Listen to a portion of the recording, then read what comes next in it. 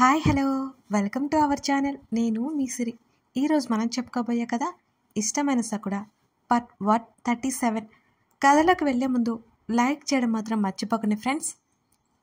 మధ్యాహ్న సమయంలో ధరణి నుంచి కాల్ వస్తుంటే లిఫ్ట్ చేశాడు గగన్. బావా, చెప్పు, ఎక్కడా?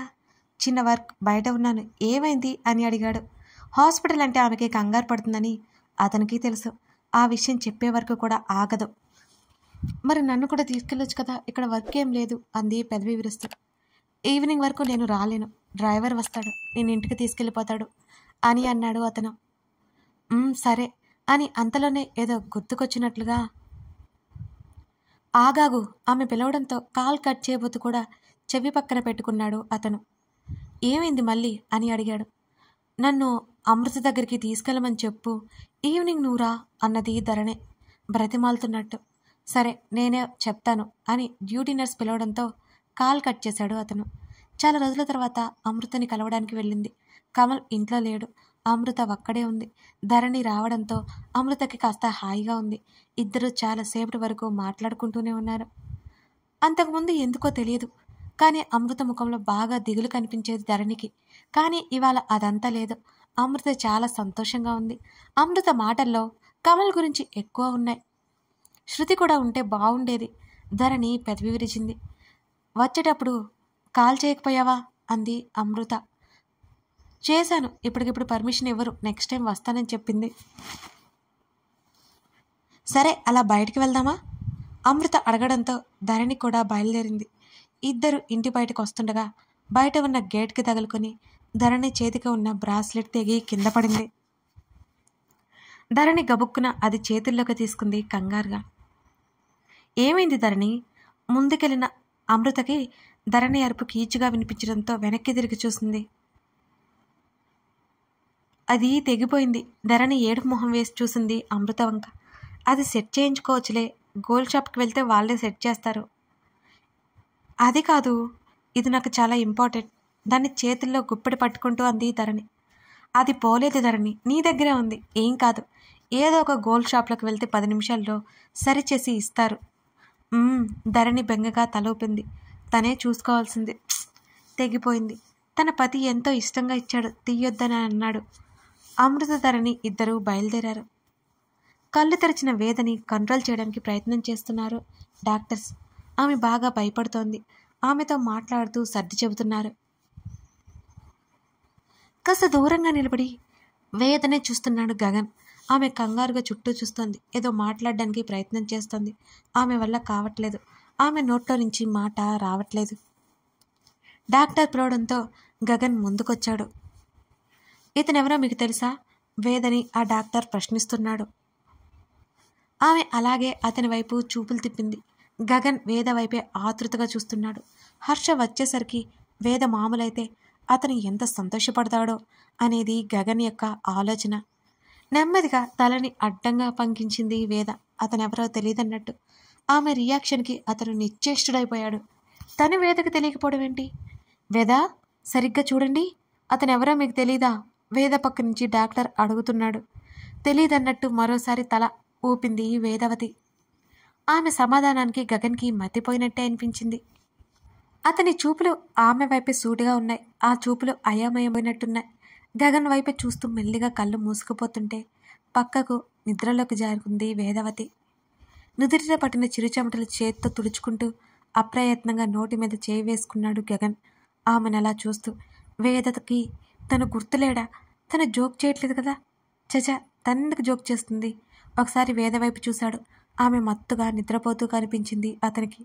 తను అక్కడి నుంచి బయటికి వచ్చాడు. ఆ గదికి ఎదురుగా ఉన్న కుర్చీలో కూలబడి 2 చేతులు జుట్టులోకి పోనిచ్చుకున్నాడు. అతని ఆలోచనలకు అతనికి కంగారు వేస్తుంది. వేదకు తను గుర్తులేడు అంటే హర్ష కూడా గుర్తులేడా? అప్రయత్నంగా అతని గొంతులో గుడక పడింది ఆ ఆలోచనకి. మై గాడ్, అస్పష్టంగా అతని నోడిలో నుంచి వచ్చింది ఆ మాట. ఆ రోజు హర్ష రాలేకపోయాడు. వేద స్పృహలోకి వచ్చిందనే వార్త వినగానే అతను ఎంత ప్రయత్నించినా వీల్లేదు. మరునాడు ఉదయాన్నే వస్తాను అని చెప్పాడు. ధరణికి వెంటనే కాల్ కట్ చేశాడు గగన్. అతను మాట్లాడకముందే ఎక్కడున్నావు అని అడిగింది ధరణి. హర్ష పని ఉందని వెళ్ళాడు. హాస్పిటల్లో ఉన్నాను. ఈరోజు వాడు రాడు, నేను ఇక్కడ ఉండాల్సి వస్తుంది అని అతను అనగానే ధరణి ముఖం మాడిపోయింది. అంతలోనే తమాయించుకొని నువ్వెందుకుండాలి అని అడిగింది అయోమయంగా. వాడు ఉండమన్నాడు, ఉండాలి. ఏం చేస్తున్నావు అని అడిగాడు అతను. ఊరికే ఉన్నాను, ఇప్పుడు వరకు అత్తతో మాట్లాడొచ్చాను, నీకోసమే వెయిటింగ్ అన్నది గారంగా. ఒక్కదానివి ఎంజాయ్ చేయి. అతని మాటల్లో సన్నటి నవ్వు వినిపించింది ధరణికి. వెటకారం చేయడంలో ముందుంటావే, నాకు నిద్ర కూడా పట్టదు ధరణి చెప్తూ మూతి బిగించేసింది. పిచ్చి వేషాలు వేయకు అని అన్నాడు. కాదు, నిజం. ఆహా, నాకు చెప్పకుండా వెళ్ళిపోయినప్పుడు అని అడిగాడు అతను. ధరణి గతుక్కుమంది. అన్నీ గుర్తుపెట్టుకుంటాడు అని మనసులోనే అనుకుని అప్పుడు కూడా నువ్వు వచ్చావుగా అంది నవ్వుతూ. ఏం పర్లేదు, బుద్ధిగా తిని పడుకో, నేను ఎర్లీ మార్నింగ్ వచ్చేస్తాను, బాయ్. ఆగాగు. ఏంటి? ఏదైనా పని ఉందా? లేదు. ఏం? మరి ఇంకాసేపు మాట్లాడితే నీ సొమ్మేం పోతుంది అన్నది వెటకారంగా ధరణి. నీకు మాటలు ఎక్కువయ్యాయి అని అన్నాడు. ధరణి నవ్వింది. సరే చెప్పు అన్నాడు అతను. నువ్వే చెప్పు. ఆమె మాటలకి ముఖం చిట్లించాడు. నేను వచ్చిన 10 రోజులు అవ్వలేదు, ఉదయం కదా వచ్చాను, నోరు మూసుకుని కాల్ కట్ చేయి అంటూ అతనే కాల్ కట్ చేశాడు. ధరణి తెగ మూతి తిప్పేసుకుంది. మరుసటి రోజు తెల్లవారుజామున హర్ష వచ్చేశాడు. హర్ష తల్లిదండ్రులు, ఇటు వేద తల్లిదండ్రులు అందరూ అక్కడే ఉన్నారు. వేద గాఢ నిద్రలో ఉంది. ఆమె ఎప్పుడెప్పుడు కళ్ళు తెరుస్తుందా, ఎప్పుడెప్పుడు చూడాలా అని హర్ష ఎదురు చూస్తున్నాడు. సమయం గడుస్తోంది. వేద ఇంకా మేలుకోనేలేదు. ఏం కాదు, కంగారు పడుకు. హర్ష చేతి మీద చెయ్యేసి చెప్పాడు గగన్. నిజంగా నన్ను గుర్తుపట్టలేదా? హర్ష భయం తొంగి చూస్తోంది. తను వెంటనే అన్కాన్షియస్ అయింది. పూర్తిగా మేల్కోలేదు కదా. ఇంకెలా చెప్తుంది? నిన్ను గుర్తుపడుతుందిలే, డోంట్ వర్రీ గగన్ సర్ది చెప్పాడు. అయినా హర్షలో భయం పోనేలేదు. వేద తన్ని గుర్తుపట్టకపోతే ఆ ఊహే కష్టంగా ఉంది హర్షకి. 7 అవుతుంటే సమయంలో వేద కళ్ళు తెరిచిందని నర్సు చెప్పింది. అందరూ లోపలికి వెళ్ళడానికి అనుమతించలేదు వాళ్ళు. హర్ష గగన్ లోపలికి వెళ్ళారు.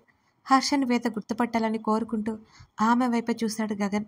ఆమె కళ్ళకి ఎదురుగా ఉన్న వ్యక్తులు మస్కగా కనబడుతున్నారు. ఆమె కళ్ళు మూసి మరోసారి కళ్ళు తెరిచింది. హర్ష ఆతృతగా ఆమెని చూస్తున్నాడు. వేద పిలుస్తూ హర్ష ఆమె దగ్గరికి వచ్చి చేతులు పట్టుకున్నాడు. అతను పట్టుకోబోయాడు. ఆమె చెయ్యి వెనక్కి లాక్కోవడానికి అన్నట్టు చేతిని కదిలించింది. ఆమె శక్తి సరిపోలేదు. అది గమనించి హర్ష అయోమయంగా వేద ముఖం వైపు చూశాడు. అతని ముఖంలో నవ్వు మాయమైంది. వేద ఏదో మాట్లాడడానికి ప్రయత్నం చేసింది. ఆమె గగన్ వైపు చూసింది. గగన్ కాస్త అయోమయంగానే ముందుకొచ్చాడు. ఆమె ఎడమ చేయి మెల్లిగా పైకి లేపింది. హర్ష పట్టుకున్న కుడి చేయి అలాగే ఉంది.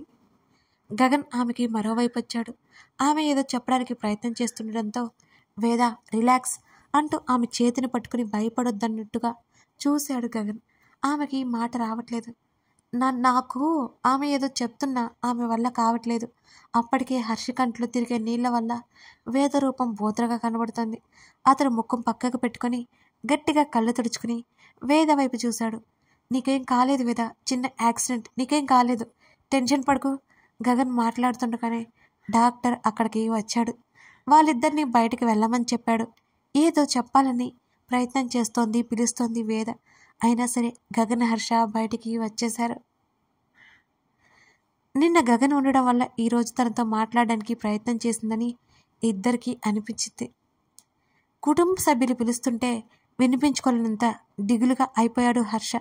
చేతుల్లో ముఖం పెట్టేసుకుని తల పూర్తిగా కిందకి వంచేసుకుని కూర్చున్నాడు. గగన్ అసలు విషయం చెప్పగానే అందరూ విస్తుపోయారు. వేద తల్లిదండ్రులిద్దరూ డాక్టర్ పర్మిషన్ తీసుకుని లోపలికి వెళ్ళారు. వేద తల్లిదండ్రులను గుర్తుపట్టింది. ఆ విషయం అందరికీ షాకింగ్గా అనిపించింది. తల్లిని కరుచుకుని తలనొప్పి గురించి చెప్తూ ఏడుస్తున్న వేదని గ్లాస్ డోర్ నుంచి చూస్తున్నాడు హర్ష. ఇలాంటి సిచ్యువేషన్లో మెమరీ లాస్ అవుతుందట, మళ్ళీ రికవరీ అవుతుందట. ఎందుకంటే ఆల్రెడీ వేద అంకుల్ ఆంటీని గుర్తుపట్టింది. గగన్ హర్ష భుజం మీద చేయి వేసి చెప్పాడు. ఏమోరా, భయంగా ఉంది అని అన్నాడు హర్ష నిర్లిప్తంగా చూస్తూ. మనమంతా ఏదో ఒక స్టేజ్లో పరిచయం. ఆ టైంలో ఏం జరిగిందో తనకి గుర్తుండకపోవచ్చు. నువ్వు కంగారు పడుకు. నువ్వు మాత్రమే గుర్తులేకపోతే సరే, నేను, మీ మమ్మీ డాడీ ఇద్దరు గుర్తులేరు. తనకప్పుడు మెమరీ రికవరీ అవడానికి చాలా టైం పట్టేలా ఉంది. నువ్వు కంగారు పడకు. నువ్వు తనకి అన్నీ గుర్తు చేయాలి. గగన్ మాట్లాడుతుండగానే అతని ఫోను మోగింది. హర్షకి చెప్పి అతను ఇంటికి బయలుదేరాడు. ఈరోజు ఎక్కడికి వెళ్ళట్లేదా? ఇంకా పడుకునే ఉన్న కమల్ చెవి దగ్గరికి వెళ్ళి అడిగింది అమృత.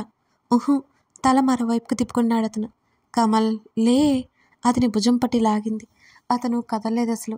పడుకోనివ్వమ్ము, కమల్ నిద్రమత్తులో అన్నాడు. అతన్ని అలా డిస్టర్బ్ చేస్తుంటే బాగా నచ్చింది అమృతకి. అతని చెవి లాగుతూ చెవిలో నెమ్మదిగా ఏదో ఒకటి మాట్లాడసాగింది. ఒక్కసారిగా ఆమె చుట్టూ చేసి లాగి పక్కన పడేశాడు. కెవ్వుమని అరిచింది అమృత. కమల్ కళ్ళు తెరిచి కళ్ళు చిన్నవి చేసి మరీ చూశాడు. పెదవులు బిగించి నవ్వు ఆపుకుంటోంది అమృత. ఏం కావాలి నీకు? నన్నెందుకు లేపుతున్నా? ఇంకాసేపు పడుకోవచ్చు కదా అన్నాడు కమల్. నాకు నిద్ర పట్టట్లేదు అని మళ్ళీ కళ్ళు మూసుకుంటున్నా. కమల్ ముక్కు పట్టుకుని లాగింది. అబ్బా అరిచాడు. ముఖం చిట్లించి చూశాడు కమల్. ఇంత సెన్సిటివ్ అయితే ఎలా? అతని ముఖం తడిపి నెమ్మదిగా అతని హృదయం మీదకి చేతిని చేర్చింది అమృత. అలాగే చూస్తున్నాడు ఆమె వైపు. వారిద్దరి మధ్య దూరం ఎప్పుడో పారిపోయింది. ఇద్దరు ఎంత దగ్గరయ్యారో తలుచుకుంటేనే కమల్కి చెప్పలేనంత సంతోషంగా ఉంటుంది. అమృత మనసులో ఏమున్నా అతను ముందు బయటపెట్టడం అది ఇంకా అతనికి నిశ్చింత కలిగే విషయం. ఆమె ముక్కులాగాడు కమల్. ఇంత సెన్సిటివ్ అయితే ఎలా అమ్మో? ఆమె అన్నట్టే అన్నాడు. ముక్కు రుద్దుకుని, నేను చెప్తున్నది అది కాదు, ఇక్కడ ఇది సెన్సిటివ్, అతని హృదయం మీద తడుముతూ చెప్పింది అమృత. మొదట ఆమె ఏం చెప్పిందో కమల్కి అర్థం కాకపోయినా మెల్లిగా అర్థమైంది. సరే గాని ఉదయాన్నే గొడవ మొదలుపెట్టావేంటి? ఆమె చెంప మీద నివ్వుతూ అడిగాడు కమల్. బోర్ కొడుతుంది, బయటకి ఎక్కడికైనా వెళ్దామా అంది అమృత. అతను వెళ్ళేలికలా తిరిగి ఆమెను మీదకి లాక్కున్నాడు. అమృత చూపులు పక్కకు తిప్పుకుంటుంటే ఆమె ముఖాన్ని బట్టి తన వైపుకు తిప్పుకొని, ఎందుకు బయటికి? అసలే మనకి బోల్డ్ పని ఉంది, ఆమె గడ్డం మీద ముద్దు పెట్టుకుంటూ చెప్పాడు. అమృత పెదవులో విచ్చుకున్నాయి. వెళ్లాల్సిందే అంది నెమ్మదిగా కళ్ళెత్తి చూస్తూ. ఈవినింగ్, ఇప్పుడు కాదు. అతను ఆమెను ముద్దాడబోతుండగా కాలింగ్ బెల్ టింగున మోగింది. కమల్, ఎవరు వచ్చినట్టున్నారు. అమృత అతని నుంచి బలవంతంగా విడిపించుకుంది. చిరాగ్గా ముఖం పెట్టుకున్నాడు కమల్. పనావిడ వచ్చే టైం ఇంకా అవ్వలేదు, ఇంకెవరొచ్చుంటారు? అమృత డ్రెస్ సరి చేసుకుని బయటికి వెళ్ళి తలుపు తెరిచింది. ఎదురుగా దీక్ష కనిపించగానే అమృత అయోమయంగా చూసింది. గగన్ గదిలోకి వచ్చేసరికి ఎక్కడా కనిపించలేదు ధరణి. వాష్రూమ్ నుంచి శబ్దం వచ్చింది. అతను బెడ్ మీద అలా వెనక్కి పడిపోయాడు. ధరణి బయటికొచ్చి చూడగానే గగన్ కనిపించాడు. ఆమె తలుపు తెరిచిన శబ్దం వినిపిస్తున్నా అతను కళ్ళు తెరవనేలేదు. సగం కాళ్ళు బెడ్ కిందకు వేసి బెడ్కి మధ్యలో పడుకుని ఉన్నాడు. ధరణి ఏదో మాట్లాడబోయి కూడా అతడు పడుకున్నాడేమో అని ఆమె ఆగిపోయింది. జుట్టు అంతా పైకి ముడిపెట్టుకుని అతని దగ్గరికి వచ్చింది. అతను ఒకసారి చూసి కదిలించకుండా కిందకెళ్ళిపోయింది తను. కాఫీతో మరో గంటకి గదిలోకి వచ్చింది ధరణి. అప్పటికే స్నానాలు ముగించుకొని అద్దం ముందు నిలబడి తడి తలని చేతి వేళ్లతో తోడుచుకుంటూ కనిపించాడు గగన్. జుట్టు ఆరిపోయిందా లేదా అని చెక్ చేసుకుంటున్న అతనికి ధరణి వచ్చినట్టే అనిపించింది. ఫ్లాస్కో పక్కన పెట్టి అతని దగ్గరికి వచ్చి పక్క నుంచి తొంగి చూస్తుంది. అద్దంలో నుంచి కళ్ళెగరేశాడు. నెమ్మదిగా అతని నడుము చుట్టూ 2 చేతులు వేసి అతని భుజానికి చెంపానించింది. నెమ్మదిగా ఆమె చేతిని అతని అనచ్ఛాదిత ఛాతీ మీదకు చేర్చింది. ఆమె చేతి మీద చెయ్యేసి ఆమె చుట్టూ మరో చేతిని చేర్చాడు. ఏంటి ముఖం అలా అలా ఉంది అని అడిగాడు మిర్రర్లో నుంచి ఆమెనే చూస్తూ. ఎలా ఉంది? అయోమయంగా అడిగింది. పడుకోలేదు నైట్ అని ఆమె నెమ్మదిగా ముందుకు తెచ్చి వెనక నుంచి హత్తుకున్నాడు. ఏం కాదు, హాయిగా పడుకున్నా అన్నది గొప్పగా. అతను చిన్నగా నవ్వాడు. గుడ్ గర్ల్ అంటూ రెడీ అవ్వు అన్నాడు గగన్. దేనికి? బయటికి వెళ్తున్నాం. బయటకా? ఎందుకు? ఇందాకే కదా వచ్చావు, రెస్ట్ తీసుకో.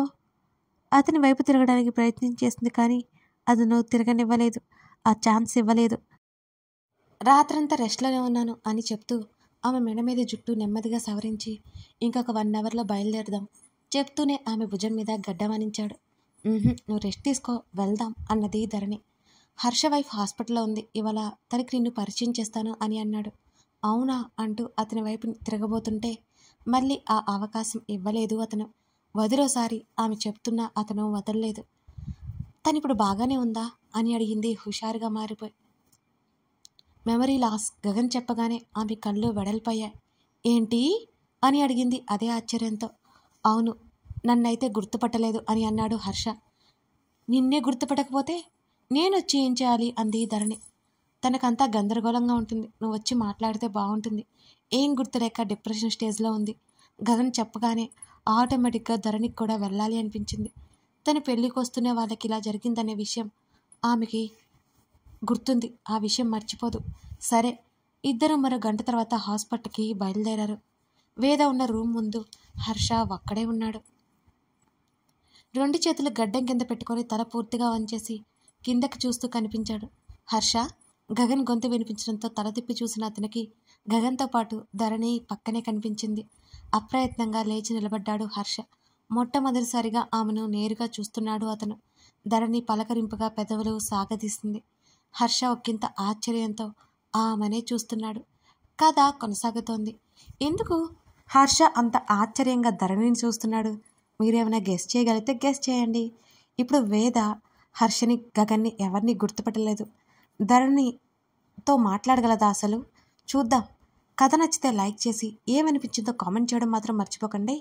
మీ కామెంట్స్, మీ లైక్స్ మన ఛానల్కి చాలా చాలా అవసరం. Thank you for supporting me.